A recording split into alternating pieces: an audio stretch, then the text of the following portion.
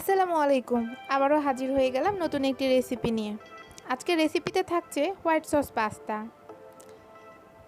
আপনারা ইতিমধ্যে দেখেছেন হোয়াইট সস পাস্তাটি দেখতে কতটা চমৎকার লাগছে। হ্যাঁ, সত্যিই অনেক চমৎকার, খেতেও অনেক সুস্বাদু। ঝটপট সকালে কিংবা বিকালের নাস্তায় হোয়াইট সস পাস্তাটি তৈরি করতে আমার ভিডিওটি শেষ পর্যন্ত দেখুন। চলুন দেখা যাক কিভাবে তৈরি করবেন হোয়াইট সস পাস্তা। আমি একটি প্যানে পর্যাপ্ত পরিমাণে পানি নিয়ে নিয়েছি। দিয়ে দিচ্ছি 1/3 চামচ লবণ, 1 চামচ তেল। পানিতে বলক আসা পর্যন্ত অপেক্ষা করছি। আমার পানিতে বলক চলে আসছে, সেই সাথে আমি পাস্তাগুলোকে দিয়ে দিয়েছি। আমি বয়েল করব 5 থেকে 6 মিনিট পর্যন্ত। আপনারা ঢাকনা দিয়ে 5 থেকে 6 মিনিট বয়েল করলেই সেদ্ধ হয়ে যাবে।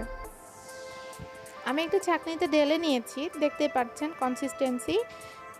এটা সফট আছে, বাট একটা আরেকটার সাথে লেগে যায়নি তেল এবং লবণ দেবার কারণে। পরবর্তী প্রক্রিয়ার জন্য আমি ফ্রাইং প্যানে তেল নিয়ে নিয়েছি এবং কেটে রাখা সবজিগুলোকে ফ্রাই করে নেব। সবজির মধ্যে আমি নিয়েছি একটা ছোট গাজর আর হাফ ক্যাপসিকাম এবং 2টো পেঁয়াজ। আমি ভালো করে সবজিগুলোকে ভেজে নেব। সবজিগুলো আমার ভাজা হয়ে গিয়েছে, আমি নামিয়েও নিয়েছি।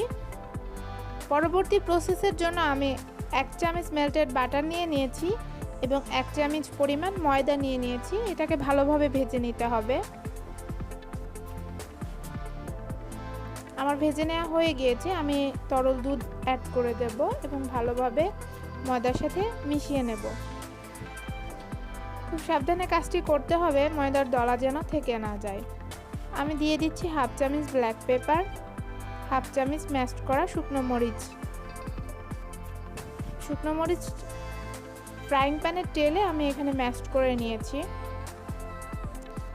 এখন আমি ভাজা সবজিগুলো অ্যাড করে দেব।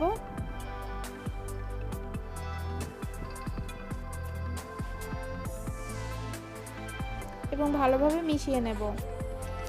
ভালোভাবে মিশিয়ে নেবার পরে আমি সেদ্ধ করে রাখা পাস্তাগুলোকেও অ্যাড করে দেব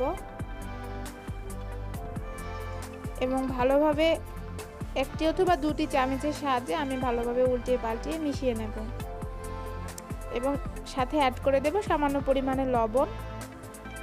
আমার মেশানোর কাজটি শেষ হয়ে গিয়েছে, সেই সাথে আমার রান্নাটিও প্রায় শেষ। রান্নাটি যত ঝটপট তৈরি করা যায়, খেতে কিন্তু তার চেয়ে কয়েক গুণ বেশি টেস্টি।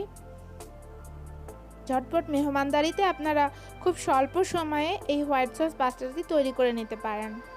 মাত্র 10 মিনিটেই তৈরি করে নেওয়া সম্ভব এই হোয়াইট সস পাস্তাটি। আশা রাখছি আমার রেসিপিটি আপনাদের অনেক ভালো লেগেছে। যদি ভালো লেগে থাকে তাহলে অবশ্যই একটি সাবস্ক্রাইব করতে ভুল করবেন না। একটা লাইক করবেন, একটা কমেন্ট করবেন। এই আশায় আজকের ভিডিওটি এখানেই শেষ করছি। আল্লাহ হাফেজ।